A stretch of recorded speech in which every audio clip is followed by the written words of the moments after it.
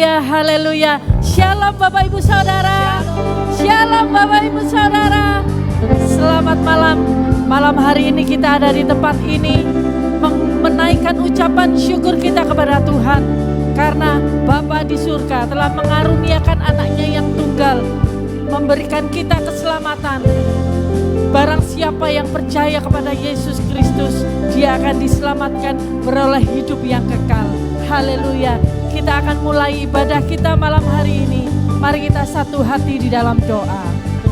Tuhan Allah Bapa kami yang bertahta dalam kerajaan surga, Allah yang kami kenal, Allah yang kami sembah di dalam nama Yesus Kristus Tuhan. Kami mengucap syukur Tuhan, Engkau lahir ke dunia ini untuk menebus setiap kami. Itu bukan karena kuat dan gagah kami, karena kasih Tuhan yang Tuhan sudah nyatakan dalam hidup kami. Dan sore hari ini, malam hari ini, kami mau bersuka cita karena kebaikan dan Engkau menjadi Raja atas hidup kami ya Tuhan.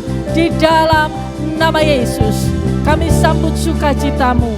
Semua yang percaya mengasihi Tuhan katakan amin. Haleluya.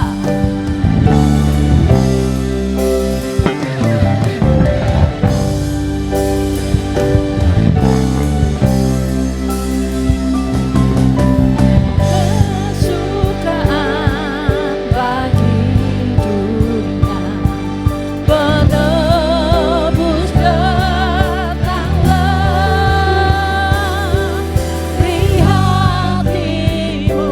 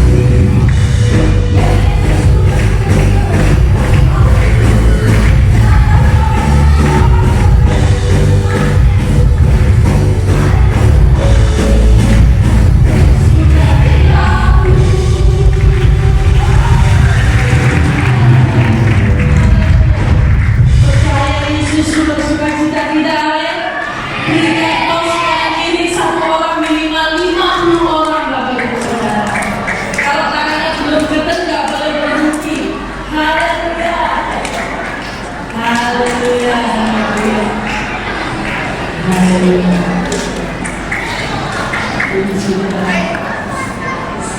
kita belum tanya?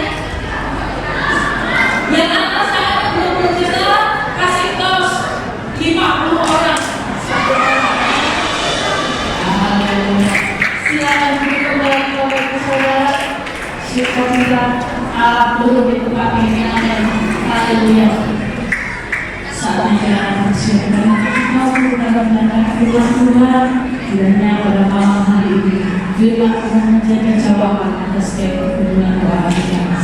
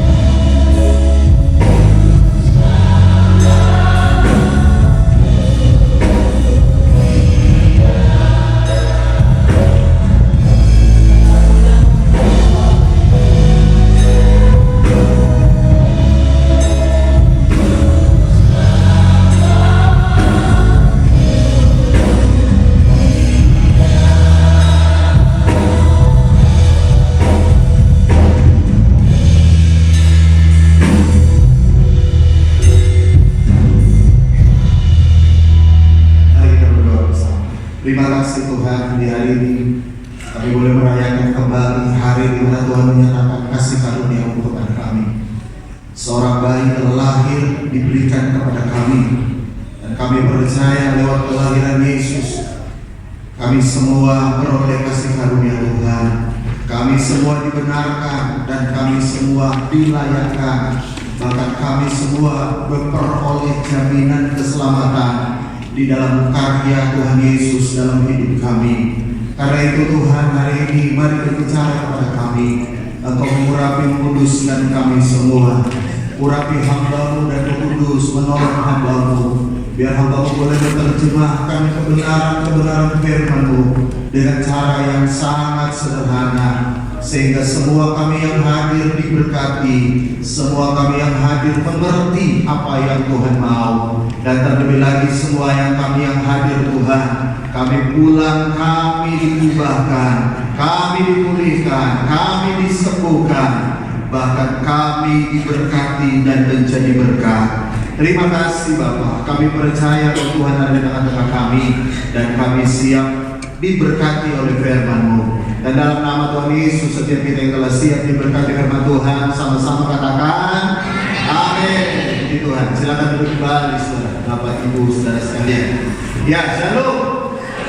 Sekali lagi shalom. Ya, puji Tuhan. Hari ini saudara dan saya siap diberkati oleh firman Tuhan.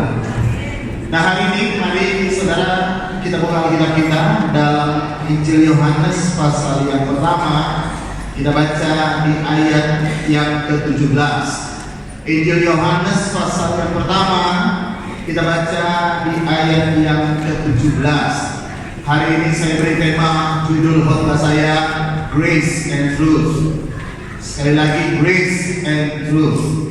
Ya, kasih karunia dan kebenaran. Karena cuma satu ayat, mari kita baca sama-sama ayat ini. 1 Yohanes pasal 1 ayat 17. Baca sama-sama. 2, 3. Sebab hukum Taurat diberikan oleh Musa, tetapi kasih karunia dan kebenaran datang oleh Yesus Kristus. Yang percaya katakan amin. Jadi peristiwa Natal kelahiran Yesus itu sebenarnya adalah Yesus datang membawa hidupnya sebagai kasih karunia dan kebenaran yang diberikan kepada kita. Nah, pertanyaannya begini, kenapa harus Yesus membawa kasih karunia dan kebenaran? Bukankah sebelumnya sudah ada Musa yang disuruh Tuhan untuk memberikan hukum Taurat? Kenapa Yesus datang harus menyelamatkan kita dan memberikan kasih karunia dan kebenaran? Padahal sebelumnya Tuhan juga sudah menyuruh Musa untuk memberikan hukum Taurat untuk manusia. Nah, jawabannya sebenarnya sangat sederhana. Karena begini, Tuhan melihat bahwa tidak ada satu orang pun bisa selamat karena melakukan hukum Taurat. Sekali lagi saya ulangi, karena tidak ada satu orang pun bisa selamat karena melakukan hukum Taurat. Kenapa tidak ada orang yang bisa selamat melakukan hukum Taurat? Karena prinsip hukum Taurat ini adalah seperti ini. Kalau saudara baca ya dalam Galatia pasal 3 ayat yang ke-10, Galatia pasal 3 ayat yang ke-10, firman Tuhan berkata begini, lihat. Karena semua orang yang hidup dari pekerjaan hukum Taurat, ya, kalau begitu Galatia 3 ayat yang ke-10. Nah, lihat, karena semua orang, yang orang bilang amin. Yang merasa dirinya orang bilang amin. Ayat ini kita juga. Nah, lihat, semua orang termasuk saya dan saudara yang hidup dari pekerjaan hukum Taurat berada di bawah apa? Di bawah kutuk. Kenapa kita di bawah kutuk? Sebab ada tertulis, terkutuklah orang yang tidak setia melakukan segala sesuatu yang tertulis dalam kitab hukum Taurat. Jadi firman Tuhan jelas berkata, bahwa hukum Taurat tidak bisa menyelamatkan kita, karena syarat untuk selamat lewat hukum yang diberikan Tuhan lewat Musa, yaitu orang harus setia melakukan segala sesuatu yang tertulis di dalamnya. Kenapa kita tidak bisa selamat karena hukum Taurat? Karena tidak ada orang yang bisa setia melakukan hukum Tuhan. Saudara tahu apa artinya setia? Artinya setia terus menerus melakukannya.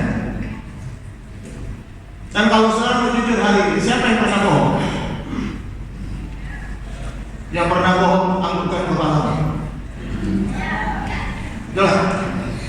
Saudara tahu ya, kalau Anda bohong, Alkitab berkata, Anda di bawah kutuk.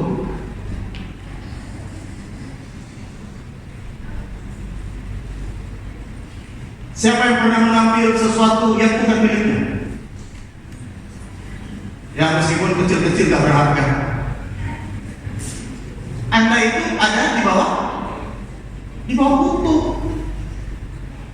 Jadi orang itu kalau mencoba menyelamatkan diri karena hukum, maka Anda menempatkan dirimu di bawah kutuk. Makanya kenapa peristiwa Natal dikatakan begini? Yesus itu datang membawa grace, membawa anugerah, membawa kebenaran. Nanti saya akan jelaskan.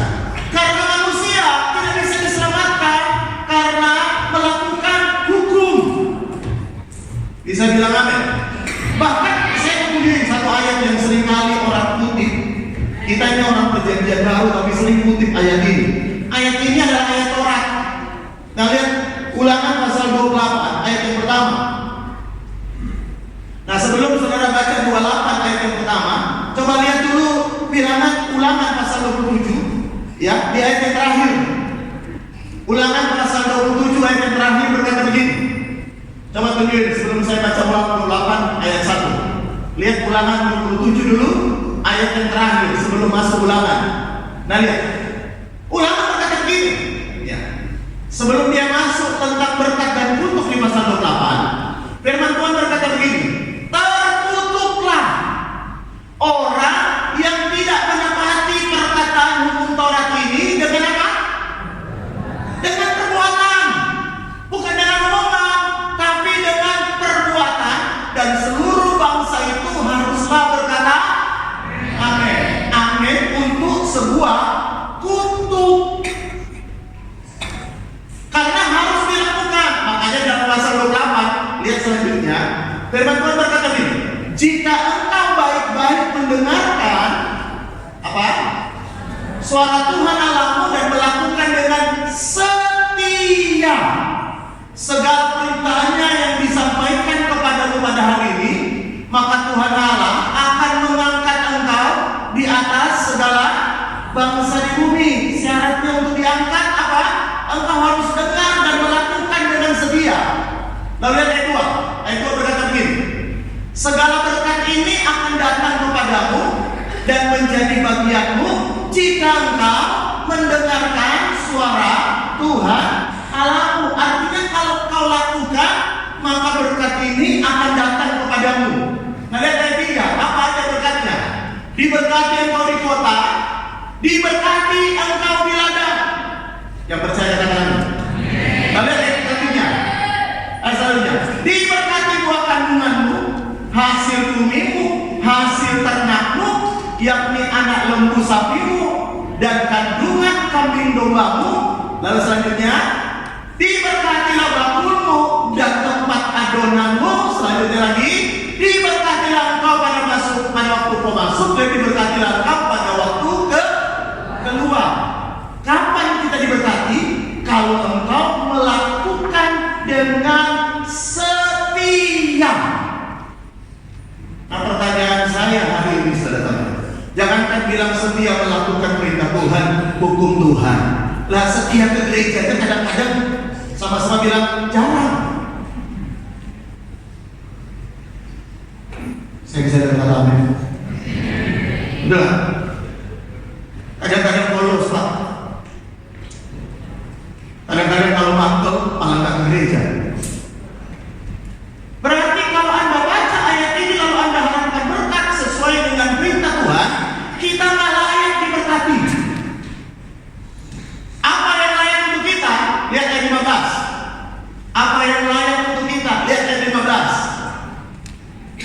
Ayat 15 berkata, tetapi jika engkau tidak mendengarkan suara Tuhan Allahmu dengan tidak melakukan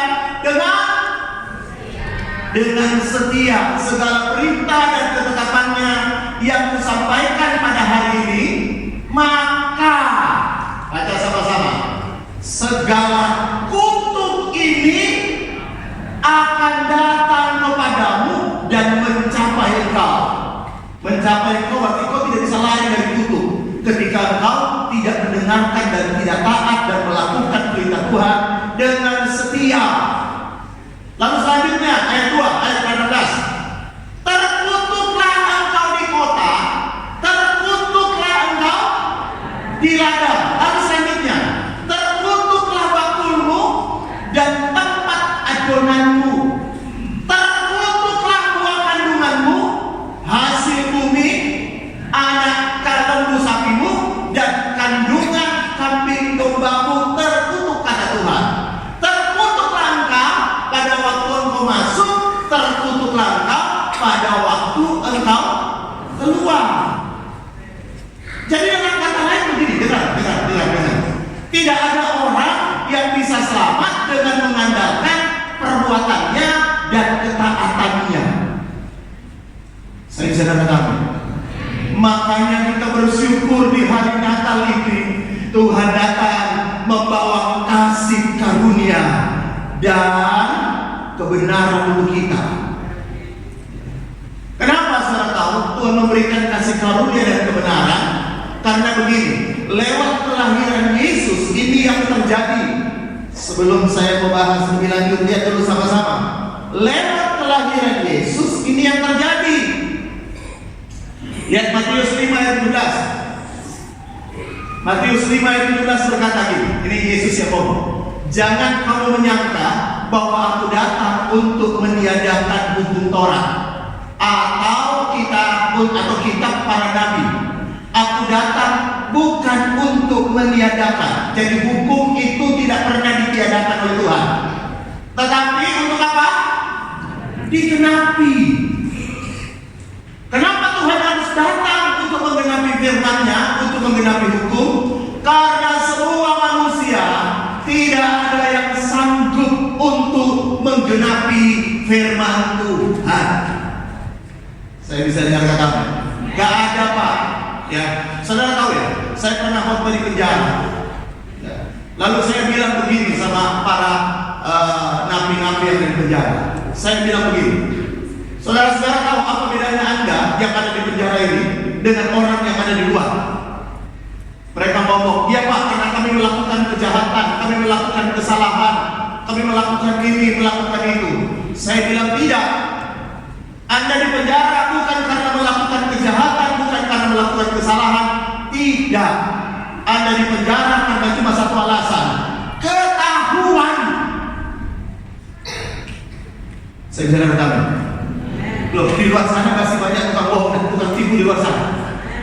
Itulah. Di luar sana masih banyak orang jahat. Masih, tapi kan di penjara. Jadi kalau ada orang itu kelihatan baik dan dia baik, itu karena cuma satu alasan, ketahuan. Yang setuju bilang kamu. Kalau saya tahu orang di gereja itu orang semua kelihatan baik. Ada orang berkata gini, Bapak lihat suami saya di gereja itu duduk manis diam, tapi di rumah Pak, aduh, dia bagaikan singa dari Yehuda Pak. Semua orang takut dengan dia Pak. Anjing peliharaan kami aja Pak, kalau dia dengar mobilnya, anjing aja Pak, ekornya bisa ke bawah.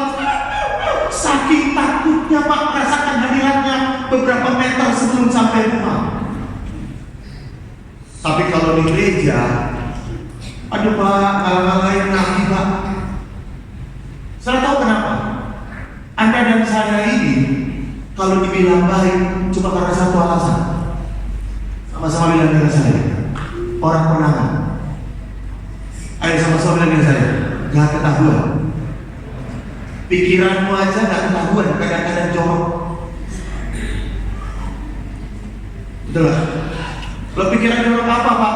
Pikiran benci dengan orang. Aduh, orang itu benci dulu. Orang itu gak senang aku. Itu aja berdosa.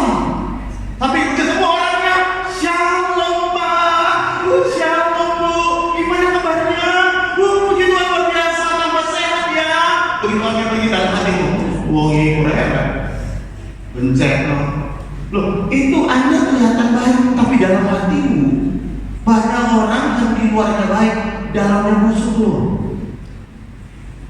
Kok nggak sih? Banyak. Makanya kalau saya berkata kepada saudara, dengar ya, tidak ada orang yang bisa selamat karena perbuatan baiknya. Karena Tuhan itu syaratnya harus dengan setia dan tidak boleh melanggar. Kalau saudara tahu, saudara belajar tabernakel, itu imam besar masuk setahun sekali di bait suci tabernakel, di ruang Maha Kudus. Saudara tahu, imam besar itu setahun sekali bawa darah untuk keselamatan orang Israel. Dan kalau saudara tahu, mereka itu baju imam ketika mereka masuk di ruang Maha Kudus dikasih tali lonceng di kakinya, lalu pinggangnya ditali, lalu supaya imam besar masuk itu, selama orang yang di luar dengar masih bunyi loncengnya, berarti imamnya baik-baik, imam besar baik. Tapi kalau sudah beberapa saat tidak kedengaran bunyi lonceng, ditarik, nggak ada reaksi, ya kan? Berarti imamnya mati dan harus ditarik. Tidak ada orang yang berani masuk, bawa, ambil keluar mayatnya, nggak ada. Karena kekudusan Tuhan itu standarnya tinggi banget. Tuhan bilang begini, kalau kau baca, berzina itu adalah ketika orang melakukan hubungan yang terlarang. Tapi Tuhan bilang begini, kalau engkau lihat perempuan dan engkau birahi, engkau sudah berzina. Ya, ternyata banyak berzina di gereja yang kelihatan. Kalau ikuti versinya Tuhan Yesus, betul nggak? Banyak. Nah, tapi kita merasa diri kita, wah, kita ini orang baik. No, saya beritahu, hanya kasih karunia Tuhan yang bisa menyelamatkan kita.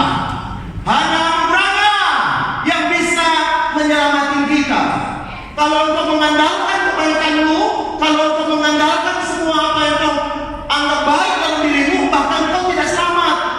Makanya dalam Galatia 5 ayat yang keempat, tolong tujuin. Galatia 5 ayat yang keempat berkata begini. Lihat, ini perhatikan ya, ini ayat firman Tuhan, bukan karangan saya. Firman Tuhan berkata, kamu lepas dari Kristus. Bisa lepas dari Kristus? Bisa. Dengan cara apa? Jikalau kamu mengharapkan kebenaran oleh hukum Taurat. Jadi dosa tidak membuat Anda lepas dari Kristus. Katakan amin. Ayat ini berkata, yang membuat Anda lepas dari Kristus yaitu ketika kau mencoba menjadi benar karena melakukan hukum Taurat. Karena Anda tidak bisa. Ya. Kamu hidup di luar kasih karunia. Makanya dengar ya, dengar. Saya bersyukur sekali Yesus lahir. Bisa bilang amin? Kita bersyukur banget hari ini kita merayakan kelahiran Yesus. Kalau Yesus tidak turun membawa kasih karunia dan kebenaran, kita semua ini calon penghuni neraka. Kita semua antri satu persatu masuk neraka. Tapi oleh anugerah Tuhan, kita semua beroleh kasih karunia. Amin. Kenapa? Karena begini, dengar ya. Kenapa mesti kasih karunia dan kebenaran? Dengar, Tuhan itu nyelamatin kita tidak pakai hanya kasih karunia, tapi pakai kebenaran. Makanya kan begini, ya. Yesus itu, kalau saudara lihat lagi kembali dalam Galatia pasal yang ketiga tadi, coba ayat 13. Dan Galatia 3 ayat 13. Lalu firman Tuhan berkata gini, Kristus telah menebus kita dari kutuk hukum Taurat dengan jalan menjadi kutuk karena kita, sebab ada tertulis, terkutuklah orang yang digantung pada kayu salib. Yesus Kristus yang 14 telah berbuat ini supaya di dalam Yesus berkat Abraham sampai kepada bangsa-bangsa lain, sehingga oleh iman kita menerima roh yang telah dijanjikannya. Kenapa mesti grace and truth? Kenapa mesti kasih karunia dan kebenaran? Karena begini, Yesus menyelamatkan kita itu pakai aturan, pakai kebenaran. Dengan cara dia mati di atas kayu salib, menggantikan kita yang harusnya terkutuk dan menjadikan Yesus terkutuk. Saudara, semua dosa harus ada hukumannya, katakan amin. Tapi Yesus menggantikan kita untuk dia terkutuk, supaya kita tidak terkutuk. Makanya kenapa harus ada truth, kebenaran? Karena Yesus tidak bilang begini, ya udahlah, tampak mukanya orang baik, masuk surga. Ya udahlah, kelihatannya kamu lebih baik daripada suamimu, masuk surga. Ya, apalagi dengan mertuamu, kau tetap lebih baik, masuk surga. Enggak, bukan itu cara kerjanya. Yesus bayar sesuai dengan aturannya. Bisa bilang amin. Makanya dengar, oleh Tuhan, oleh Yesus, kita mendapatkan kasih karunia tidak dengan cara curang, tapi cara kebenaran.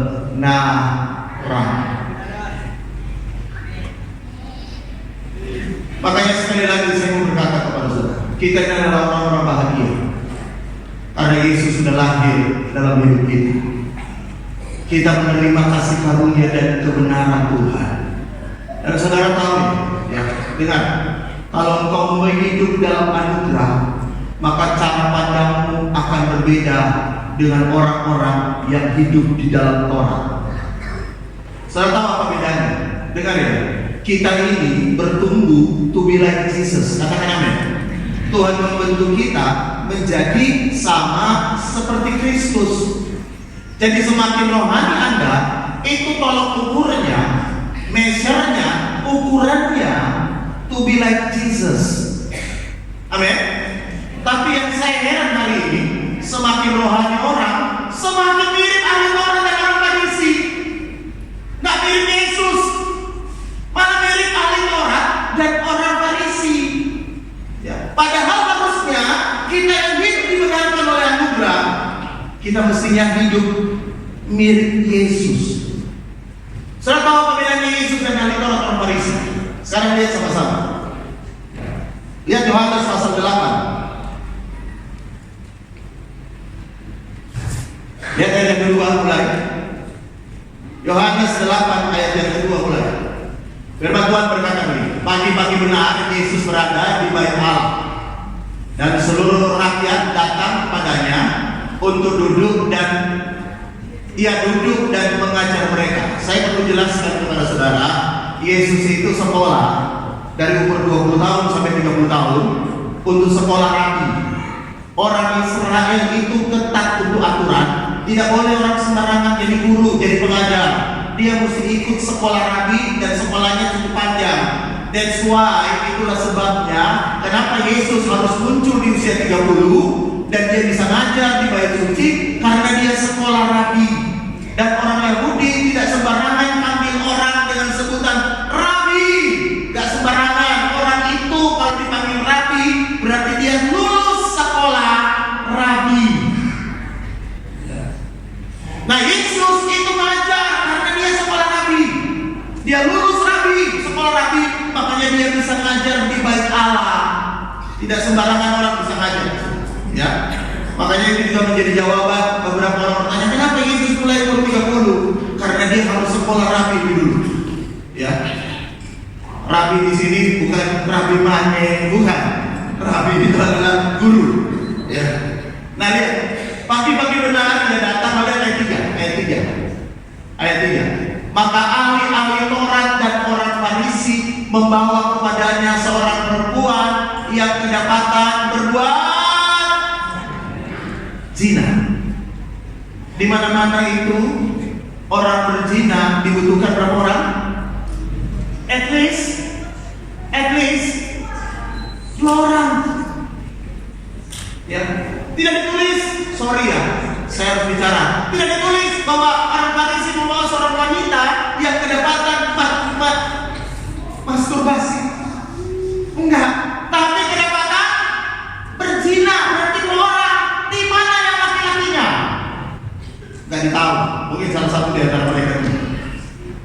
Lihat ayat 3, ayat 4. Ayat 4 ya.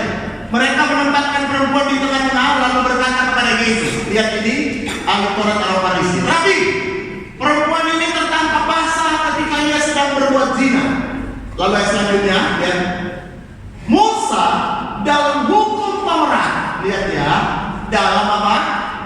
Hukum Taurat memerintahkan untuk melempari perempuan-perempuan yang demikian. Apakah pendapatmu tentang hal itu? Ya, apa pendapatmu? Lalu Yesus bilang begini. Lihat selanjutnya. Yesus bilang ini. Mereka mengatakan hal itu untuk mencobai dia, untuk beroleh suatu hal salah untuk menyalahkan, dan selanjutnya. Nah, lihat ayat selanjutnya aja, biar cepat. Dan ketika mereka terus-menerus bertanya kepadanya, ia pun bangkit berdiri, Yesus bangkit berdiri, dan berkata kepada mereka. Jadi, to be like Jesus ini kayak gini. Barang siapa di antara kamu yang tidak berdosa, hendaklah ia yang pertama melemparkan batu kepada perempuan itu. Kalau saudara lihat bedanya ya, kita ini hidup dalam kasih karunia, semakin rohani harus semakin seperti Yesus. Katakan amin. Bukan jadi seperti ahli Taurat orang Farisi. Saya melihat ya, pada banyak orang rohani, rajin doa, rajin baca firman Tuhan. Loh, kok malah mirip kayak ahli Taurat orang Farisi, nggak mirip Yesus. Kalau Anda rajin baca Alkitab, rajin doa, merenungkan firman, mestinya Anda lebih mirip siapa? Mirip Yesus. Tapi ini mirip ahli Taurat. Dia berkata, menurut hukum Musa, orang berdosa harus dihukum, dihajar, dilempari batu. Tapi Yesus bilang begini, siapa yang tidak berbuat dosa, lempar batu dulu.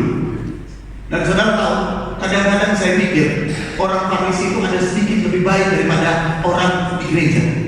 Bukan gereja di sini. Katakan, bisa bilang apa? Nah, apa buktinya? Lihat ayat selanjutnya. Ya. Lalu ia membungkuk dan menulis di tanah. Lihat selanjutnya. Tetapi setelah mendengar perkataan itu, pergilah mereka seorang demi seorang. Orang Farisi aja ngerti kalau dia banyak salah. Makanya dia nggak berani lempar batu. Kalau itu kejadian di gereja hari ini, entah di gerejanya siapa, mati perempuan itu. Kenapa? Karena banyak orang dulu di gereja merasa tidak berdosa. Kerjanya cuma hakimi sana, hakimi sini, hakimi sana, hakimi sini. Itu mirip orang Farisi dan ahli Taurat. Kalau mirip Yesus, Yesus satu-satunya yang berhak lempar batu karena dia tidak berdosa. Katakan amin. Tapi dia tidak melakukannya. Itu disebut grace, kasih karunia. Kasih karunia adalah pemberian Tuhan yang tidak pantas kita terima. Kita berdosa pantasnya dihukum, tapi kasih karunia membuat orang berdosa kayak kita diselamatkan oleh Tuhan. Lalu selanjutnya, lihat selanjutnya, saya membaca bagian berikutnya supaya kita lebih mengerti. Lalu Yesus bangkit berdiri dan berkata, hai perempuan, di manakah mereka? Tidak adakah seorang yang menghukum engkau? Lalu kita berkata begini. Selanjutnya, jawabnya tidak ada Tuhan. Lalu jawab Yesus, aku pun tidak menghukum engkau. Itu grace, bukan grace yang ada di sana. Itu kasih karunia. Katakan amin. Bisa bilang amin. Pergilah dan jangan berbuat dosa lagi mulai dari sekarang. Saudara tahu ya, kasih itu mengubah orang. Bisa bilang amin. Napoleon Bonaparte pernah bilang begini. Saudara tahu Napoleon Bonaparte ya? Dia bilang begini, di dunia ini semua pemimpin mendapatkan kerajaannya dengan cara kekerasan. Napoleon Bonaparte berkata, tapi satu-satunya pemimpin dunia yang mendapatkan kerajaannya dengan kasih itu Yesus. Dan dia bilang begini, bedanya apa pemimpin dunia kayak Alexander the Great, Julius Caesar dan lain-lain? Bedanya begini, saudara tahu? Napoleon Bonaparte bilang begini, meskipun Yesus mendirikan kerajaannya dengan cinta, tapi ada jutaan orang mau mati untuk Yesus. Bisa bilang. Karena apa? Kenapa? Karena kasih itu selalu mengubah orang. Saya bisa katakan, kasih itu mengubah orang. Makanya saya percaya begini, dengar baik. Kalau Anda merasa dirimu rohani, jadilah seperti Yesus. Selalu punya hati yang besar untuk belajar mengampuni orang-orang yang bersalah kepada-Nya. Saya tahu di dunia ini akan selalu ada orang yang menjengkelkan. Tolong ampukan kepalamu yang sungguh. Bahkan mungkin engkau hadir ke gereja hari ini dengan seorang yang sangat menjengkelkan. Ampukan kepalamu, tapi jangan sampai kelihatan sama yang di sebelahmu. Barangkali orang itulah yang menjengkelkan. Bisa bilang, lihat doa kita. Kadang-kadang doa kita mirip anti Taurat orang Farisi. Tuhan, hajar dia, hukum dia, hajar dia, lepas batu dia Tuhan. Tapi kita tak ikut doanya Tuhan Yesus berkata, Tuhan ampunilah dia, sebab dia tidak tahu apa yang mereka perbuat. Itu to be like Jesus. Kita orang-orang yang hidup dalam perjanjian baru dalam kasih karunia Tuhan. Standar kita to be like Jesus. Amin. Saudara tahu ya, orang hidup paling gak enak itu kalau dihakimi siang dan malam. Dan itu kerjanya setan. Alkitab bilang setan itu mendakwa siang dan malam. Pagi sore dia ngapain? Dia libur. Siang dan malam, betul gak? Saudara hidup dengan suami yang suka mendakwa siang dan malam, artinya ingatin kesalahanmu siang dan malam, Anda gak bisa nikmati hidupmu. Setiap kau, ingat loh ma, kau pernah salah gini loh. Pagi, siang, ingat loh ya, kau pernah salah gini loh, ingat loh. Malam, kau pernah salah gini. Itu Alkitab bilang setan terdakwa. Jadi tolong please, jangan ambil alih tugasnya setan. Mau setan. Cukup setan aja yang mendakwa. Anda nggak perlu. Setan itu tiap hari ini kami kau masih ingat ya? Kau benci sama lo ya? Kau ini berani. Dakwa siang dan malam. Dia kayak jaksa mengingatkan orang kalau kerja jaksa. Saya nggak bilang setan adalah jaksa, bukan. Tapi dia mendakwa, betul nggak? Siang dan malam mengingatin. Kau pernah gini loh, kau pernah. Tadi ada seorang konseling sama saya. Dia bilang gini, Pak, saya nggak tahan Pak, saya di rumah ini. Kenapa? Kamu kan sudah melayani, udah bertobat dari hidupmu yang lama. Iya betul Pak, saya sudah tidak nakal lagi kayak dulu. Tapi Pak, istri saya Pak, setiap kali kita tengkar masalah kecil, selalu ngomong, Pak, kamu bilang itu, kamu pernah selingkuh, kamu pernah itu sudah 20 tahun yang lalu Pak. Sama-sama bilang dengan setan, sama-sama bilang dengan saya. Jangan ambil alih pekerjaan setan. Ayo, 2, 3. Jangan ambil alih pekerjaan setan. Biarlah setan tetap jadi setan dan kita tetap menjadi anak Bapa yang disayang oleh Tuhan, yang percaya tepuk tangan bagi Tuhan. Tidak ada orang yang bilang grace, kasih kepada Tuhan. Nah yang terakhir saya mau kasih tahu kepada ini pemirsa, bagaimana itu grace bekerja di dalam hidup seseorang. Dan ini yang terakhir kalau saya selesai. Nah kalau saudara baca ya, dia dalam Kejadian 22 dulu. Kejadian 22 ayat 1 sampai 3.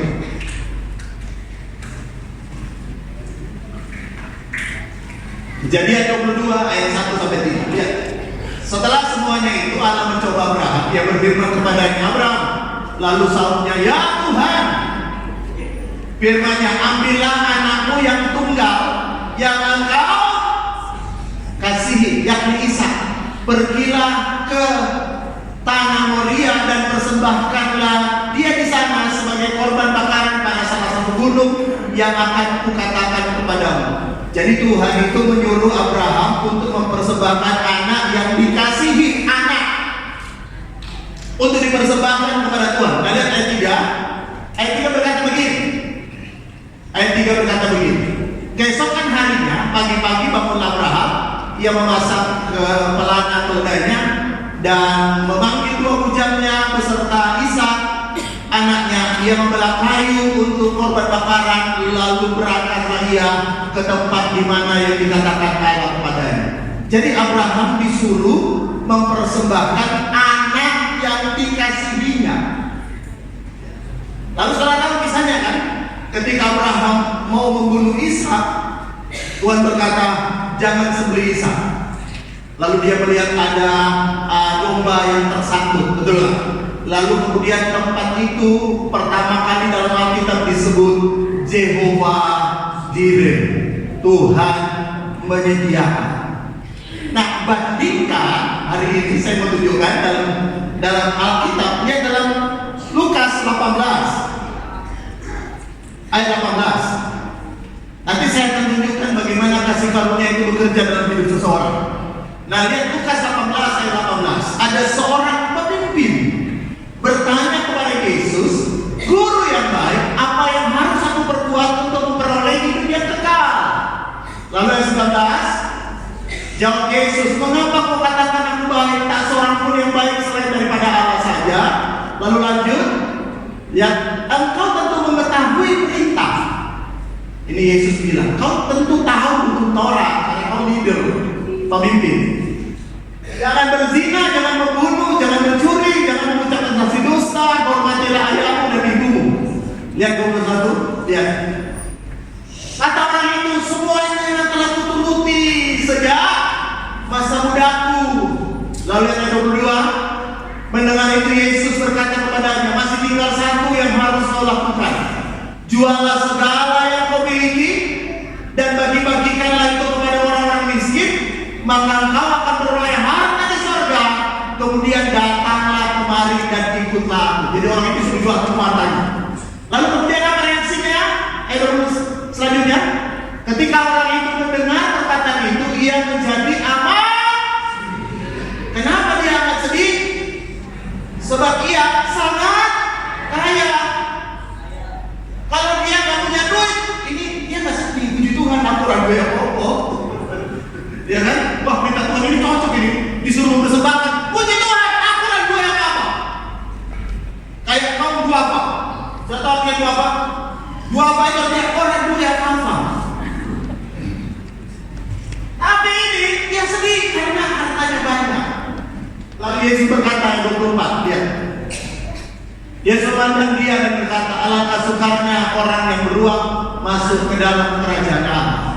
Nah, lihat, saya mau jelaskan ini. Ya, yang pertama, Yesus bilang sukar orang beruang masuk kerajaan Allah, orang kaya. Abraham itu kaya, bos, betul nggak? Kaya banget, kaya banget, kaya banget. Tapi dia ada di surga hari ini. Bisa bilang apa? Lalu kenapa?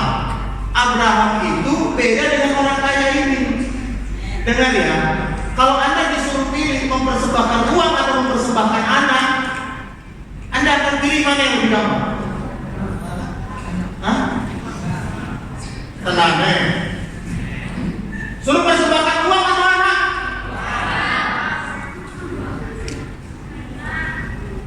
Pertanyaannya kurang pas, Pak.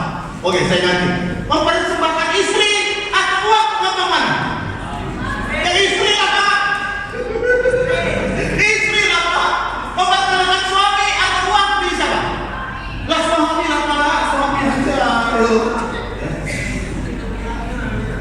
Tapi ini Tuhan suruh persembahkan anak. Nah, saya mau jelaskan, tolong perhatikan baik-baik. Ya. Kenapa Abraham mau dan orang ini gak mau?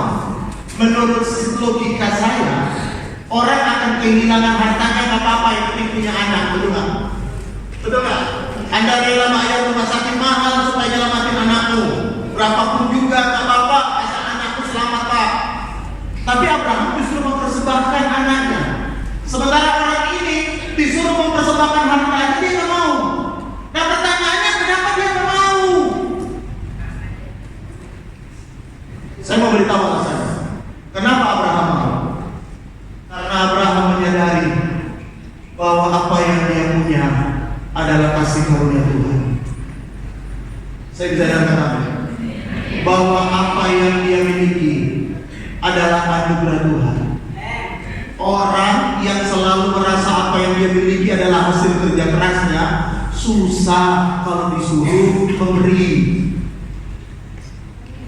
Tapi kalau orang menyadari semua karena anugerah Tuhan, ada lagu yang berkata yang berkata bahwa semua yang aku punya, segalanya yang aku miliki, sama-sama, semuanya daripadamu, dan ku bawa persembahanku yang terbaik hanya bagiku. Kita tahu orang ini kenapa? Karena dari awal dia membanggakan apa yang dia sudah lakukan mengenai hukum Taurat. Ingat, Abraham tidak hidup di bawah hukum Taurat karena Abraham itu lahir hidup sebelum Musa. Musa memberi hukum Taurat, Abraham tidak lahir pada waktu zaman hukum Taurat. Tapi apa yang membedakannya? Yang membedakannya karena ini, Abraham merasakan kebaikan Tuhan. Saya mau bilang, ya, apa bedanya orang hidup dalam kasih karunia Tuhan? Orang hidup dalam kasih karunia itu selalu merasa Tuhan baik banget dalam hidupnya. Saudara tahu, Anda bisa sehat hari ini semua karena Tuhan. Bisa tolong angkat tangan sama-sama dengan saya. Dengar ya, kita bisa angkat tangan, ini anugerah. Bisa bilang apa? Saya pernah diceritain teman, ada orang matanya tidak bisa buka ketika dia tutup. Jadi lensernya rusak. Jadi kalau dia tutup mata, mesti buka pakai tangan. Jadi kalau dia nyetir bersin, kan orang bersin gak ada yang melotot begitu. Orang bersin pasti sekian detik itu pasti mata tertutup, lagi nyetir. Nah masalahnya dia nggak bisa buka otomatis, mesti pakai tangan. Excelnya rusak. Dia perbaiki di Singapura habis 4 miliar. Lihat kanan kirimu, kalau kau masih bisa ngene-ngene, oh itu kedap-kedip sembarangan. Bisa bilang apa? Kita bisa kedap-kedip aja 4 miliar. Karena itu saya mau beritahu, kalau kau rasakan kebaikan Tuhan, Anda nggak perlu disuruh-suruh ke gereja, datang ke gereja karena Anda tahu Tuhan udah baik dalam hidupmu. Anda nggak perlu didorong-dorong melayani pakai ancam-ancam. Terkutuk lo kalau mau melayani, nggak perlu. Kenapa? Karena orang yang merasakan kebaikan Tuhan, nggak disuruh pun dia berkata, apa yang aku bisa lakukan untuk gereja ini? Itu namanya orang disentuh oleh kebaikan Tuhan. Makanya Tuhan datang membawa grace. Seperti yang tadi dalam pada berkata, Yesus mendirikan kerajaannya dengan kasih.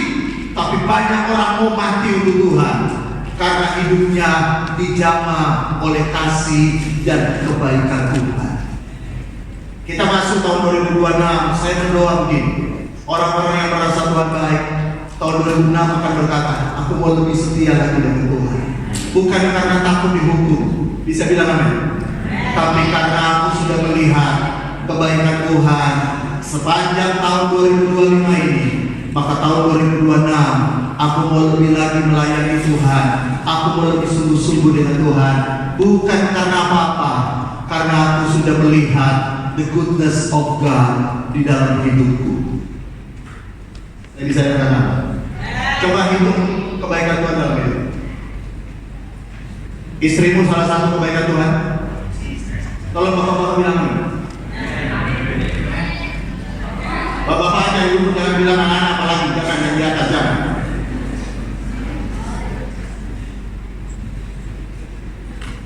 Ibu-ibu, please tolong saya dijawab. Suamimu adalah salah satu kebaikan Tuhan. Masih sepi, amin. Ibu-ibu, apakah suamimu salah satu goodness of God yang kau terima? Amin. Pak, istrimu juga? Amin. Mertuamu? Ya, untuk istri saya memang tak goodness of God, tapi mertua rasanya bukan, Pak. Bagaimana kau bilang istrimu goodness of God karena dia lahir dari mertuamu? Menantumu? Kalau kau lihat menantumu dan berkata, ini salah satu kebaikan Tuhan dalam hidupku. Oh, amin, istri. Atau Anda berkata, ini saya marahin darahku naik, tekanan darahku naik, ini saya marahin, ini loh. Ini saya marahin. Serah lihat pekerjaanmu.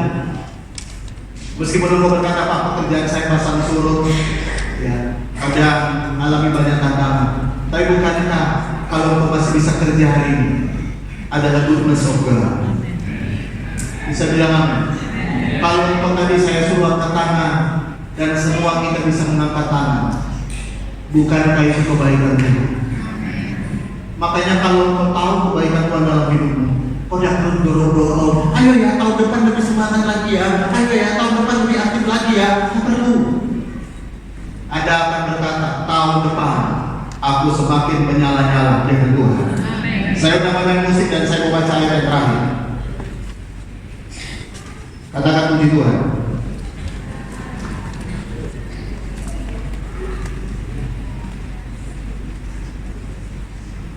Satu Korintus 15 ayat yang ke-9. Kita pakai ini sama-sama 9 dan 10.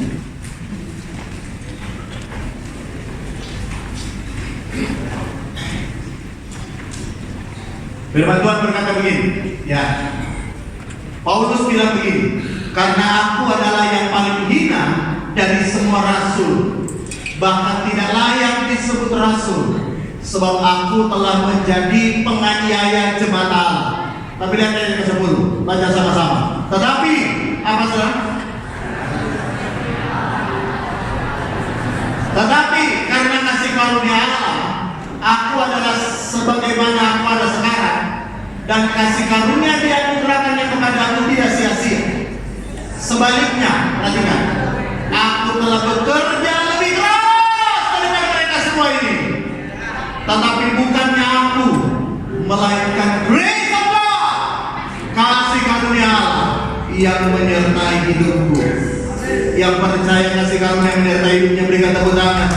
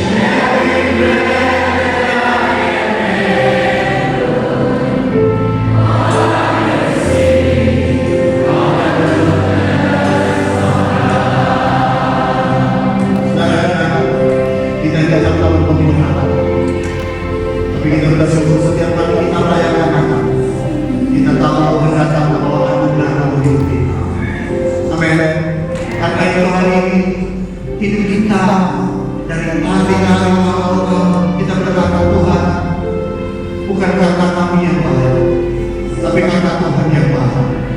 Apapun yang kami punya hari ini, it's only by your grace. Yang percaya akan datang sebarang firman Tuhan. Yang merasakan kebaikan Tuhan naikkan syukur.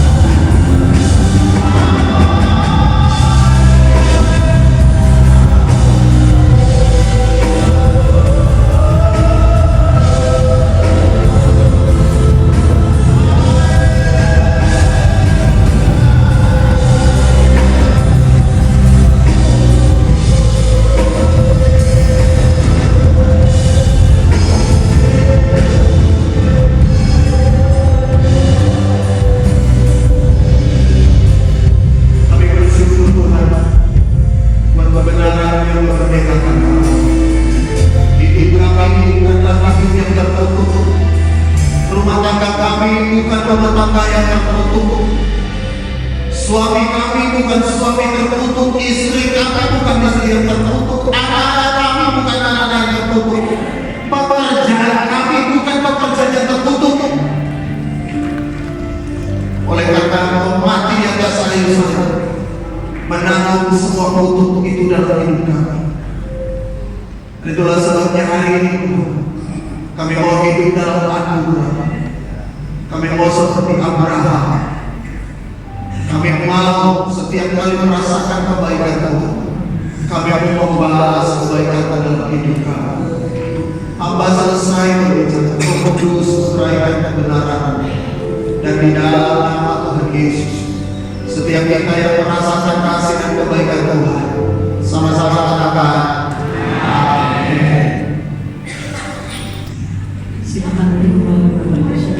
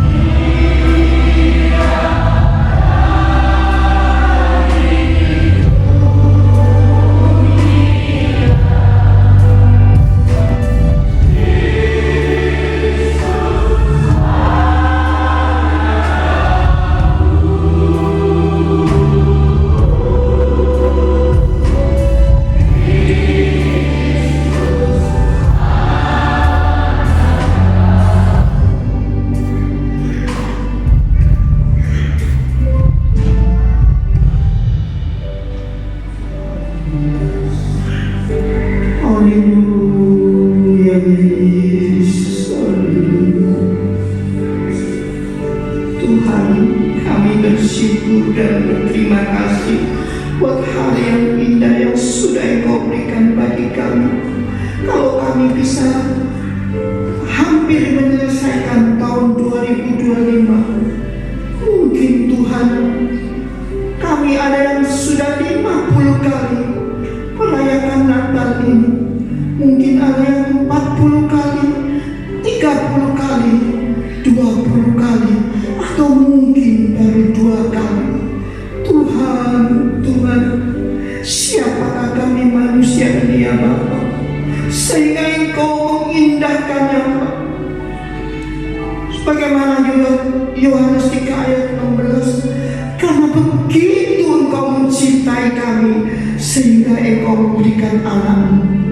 Oh Tuhan, kami sudah mendengarkan sebagian dari kebenaran firman, anugerah dan kemurahan-Mu sudah Engkau berikan bagi kami ya Bapa, sehingga kami ada seperti kami ada malam hari ini. Tuhan, tak habis-habisnya kalau kami boleh menaikkan syukur kami kepada Engkau. Lidah kami terasa kecil untuk menyampaikan terima kasih kami ya Bapa, karena kebaikan dan kemurahan, karena anugerah-Mu yang besar yang sudah Engkau berikan bagi kami. Bukan emas dan perak, tetapi adalah jiwa yang hidup. Semestinya kami harus menanggung semua itu, karena karya-Mu 2000 tahun yang lalu, sehingga kami boleh bebas dari segalanya ya Bapa. Tapi Tuhan, biar hidup kami yang satu ini akan tetap kami perjuangkan sampai garis finish ya Bapa, untuk kami boleh masuk di dalam satu perjamuan kami yang besar, yaitu perjamuan kami hari nikah anak domba Allah ya Bapa. Terima kasih Tuhan, terima kasih. Kami berdoa untuk hamba-Mu yang sudah menyampaikan kebenaran firman-Mu. Berkati beliau Tuhan, pakai beliau menjadi perpanjangan lidah Engkau untuk menyampaikan kebenaran firman-Mu, supaya boleh menjangkau orang-orang yang belum terjangkau ya Bapa. Di dunia ini masih banyak Tuhan orang-orang yang belum mengenal Engkau. Biar lewat kehidupan kami, bahkan kami semua Tuhan, kami memegang lilin-lilin yang kecil, jadikan kami seperti lilin ini Tuhan, untuk menjangkau dunia yang belum mengenal Engkau ya Bapa. Oh terima kasih Tuhan, terima kasih. Kami mengucap syukur buat anugerah dan kemurahan-Mu. Biar kiranya semua ini Tuhan hanya kami naikkan di dalam satu nama yang besar, yaitu Tuhan Yesus Kristus, Juru Selamat kami, kekasih buat hidup kami, mempelai pria surga kami. Haleluya, amin. Haleluya. Silakan duduk kembali Bapak Ibu Saudara. Kita akan melihat persembahan pujian dari sekolah ini.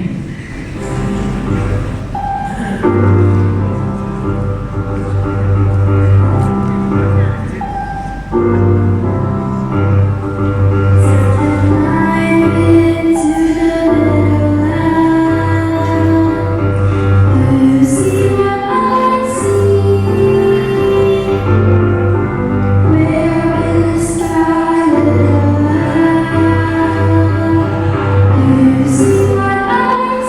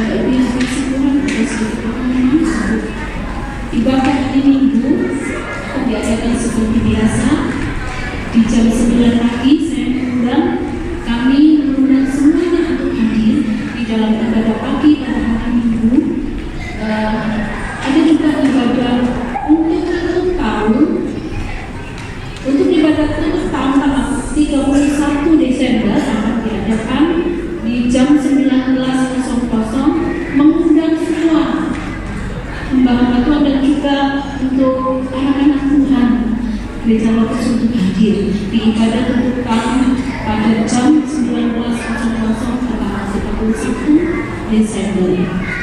Mari Bapak Ibu yang dikasih Tuhan, kita akan berikan persembahan kita. Saya mohon dengan kasih Kristus, petugas persembahan untuk menyiapkan.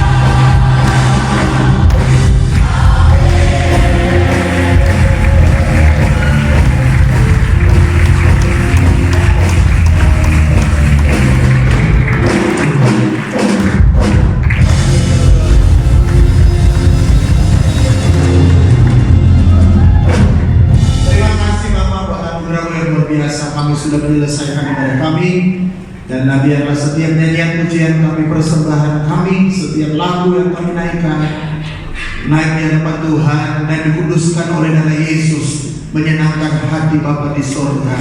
Memberkati kami yang sudah hadir, karena kami tahu ketika kami hadir di tempat ini, kami tahu Tuhan memberkati kami. Beberapa teman kami yang tidak sempat hadir karena alasan apapun, kalau mereka sakit di rumah, di dalam nama Tuhan Yesus, Tuhan sembuhkan. Kalau mereka sedang susah, lemah, Tuhan kuatkan mereka kembali. Bahkan kalau mereka mungkin sedang ada di luar kota, luar pulau, bahkan sampai di luar negeri, Tuhan sertai mereka, lindungi mereka. Mereka pergi dengan selamat, pulang bersama dengan keluarga dengan selamat, berkumpul bersama dengan kami kembali, beribadah dan melayani Tuhan. Tidak lupa juga kami senantiasa berdoa buat Ibu Gembala, Tuhan memberikan kesehatan, kekuatan, panjang umur, bersama dengan anak, menantu, cucu, semuanya diberkati Tuhan. Bahkan kami percaya Gembala akan terus memimpin kami di tempat ini, dibawa dari kemuliaan kepada kemuliaan yang lebih besar lagi. Seluruh hamba Tuhan yang sudah terlibat di dalam pelayanan sepanjang ibadah ini, jerih lelah kami tidak sia-sia. Engkau memberkati kami semua. Bahkan beberapa mungkin orang di belakang layar yang tidak tampak oleh mata manusia, tapi Tuhan melihat dan Tuhan membalas, memberkati. Terima kasih Bapak, pertemukan kami pada jam ibadah yang sudah ditentukan. Di dalam ibadah tutup tahun juga kami boleh datang beribadah bersama. Kami boleh mengakhiri tahun ini bersama dengan Tuhan, dan kami awali tahun yang baru bersama dengan Tuhan. Berkati juga berkat jasmani yang sebentar juga kami akan terima, dengan berkat kekuatan yang dari Tuhan, sehingga apa yang kami terima ini menjadi kesehatan baru bagi tubuh jasmani kami. Semua orang-orang yang sudah terlibat menyediakan, Tuhan membalas, memberkati. Terima kasih Bapak. Kami tetap berdoa untuk bangsa negara kami Indonesia.